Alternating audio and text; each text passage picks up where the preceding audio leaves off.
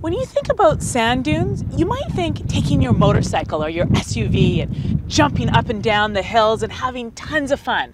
But guess what? It is the absolute worst thing you can do for the most precious ecosystem we have on the Saanich Peninsula. These sand dune systems are rare in this region, and so we're pretty much looking at probably the most representative area of sand spits in the whole region. And because it's sand, we've got these beautiful little plants like the sand verbena. We've got these beautiful little chocolate lilies, which were they were root crops. They were eaten. This is like the epicenter for black widow spiders.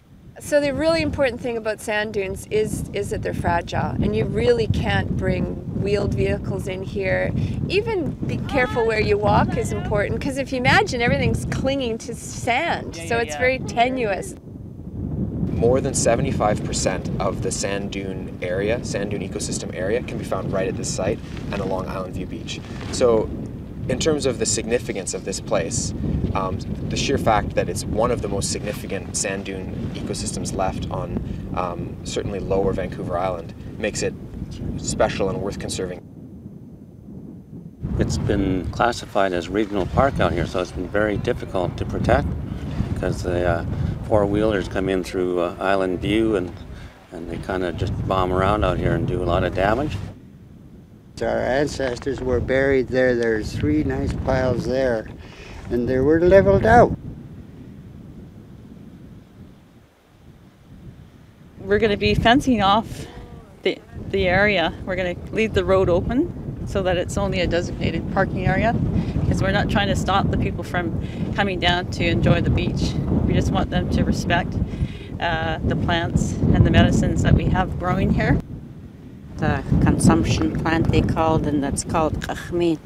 We use that for colds. We use it for sacred ceremonies. We've always collected this medicine since I can remember. Our people use it for healing.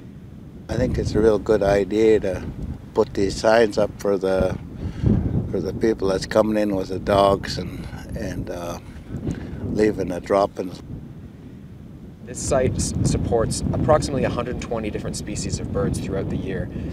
There's not a lot of places left that these birds can stop and refuel on their way north, and it's imperative that they do have some areas like this that they still can rest and facilitate their migration.